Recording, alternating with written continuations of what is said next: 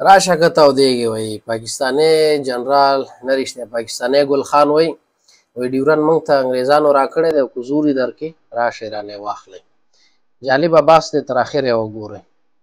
کا څه رقم ده افغانستان ترهګري ده نو تاسې کله دا نه دی حتی د میز مذاکره باندې د پاکستان مشران دلته وغږېږي له امارت اسلامي افغانستان سره هلته بله ورځ وینئ فقط په هغه ورځ دومه ورځ بعد یا یې وزیر دفاع یا یې صدر اعظم یا یو بل کس امریکا تللی هلته په نیویارک کې یا په امریکا کې چیټ وږي چې افغانستان د موږ په ضد باندې ترهګري ده. نه نه هاشمي صاحب وخت پای ته رسېږي مومند صاحب ولې پاکستان دوه مخې لوبه کوي له افغانستان سره ولې سیاست داسې نه کوي چې هم په افغانستان کې دایمي ثبات راسي هم خپله تر سوال لاندې رانسي. اول خو زاهدي صاحب ته د نور محمد ته دې وایم چې خبرې کوئ هغه د یو تعظیم مطابق یو اسلامي روایاتو مطابق یو د پښتون د کومه لاره چاره د چوکاټ دی د هغې مطابق خبرې کوئ. د تاسو د چوکاټ موضعي او طریقې نه ورکوئ. چوکاټ نه ولې خبرې نه کوئ؟ کوم چوکاټ تیزې خبرې دې وایي وکړلې. پښتون چې خو راځه راسکې نه که نه چې ته پښتون یې راځه. مومن صاحب محترمه موږ په دې مجلس کې خدای ناخواسته داسې یوه بده خبره نه ده کړې چې تاسو په دې باندې خفه سئ.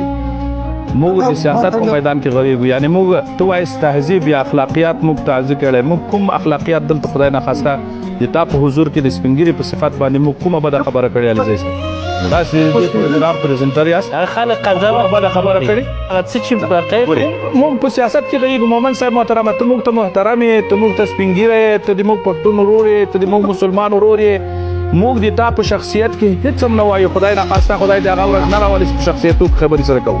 یو وارې به ځواب واوري یو وارې ځواب مومن صاحب مهرباني که لا شکه ډیورنډ نه مني نو حبیب الله خان د قبر نه تپوس وکړه امان الله خان د قبر نه تپوس وکړه حبیب الله خان د قبر نه تپوس وکړه ولې انګریزو سره مانو چې انګریزو سره باندې د پاکستان سره منلې او درېیمه که زور دی نو واخله بس خبره ته دې باندې ځکلوم آینده دا چې پاکستان زه یې سره اخلم.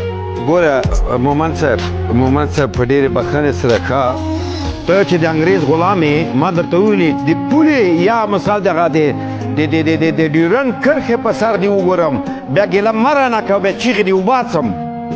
ته چې د انګریز غلامي کوې ته چې د پنجاب غلامي کوې ما مخې ته د پښتون مخ ته ونه درېږې جنراله والله قسم دې ته وخورم چې په منځکه کې دې نه نباسم په منځکه کې دې ولا نه نباسم. متاسفانه چې مومن صاحب وصل نه سو راسره قطع صاحب تماس ښه وایي شف نه دی شفتالو یې که زور درکړي رانه واخله. نو زمونږ پښتانه چې یو موږ وده یو نو دا هغه پښتون دی ځان ته مومند هم وایي او د پنجاب او د انګریز په دفاع کې لګیا دی. ویډیو لایک او شیر کړئ.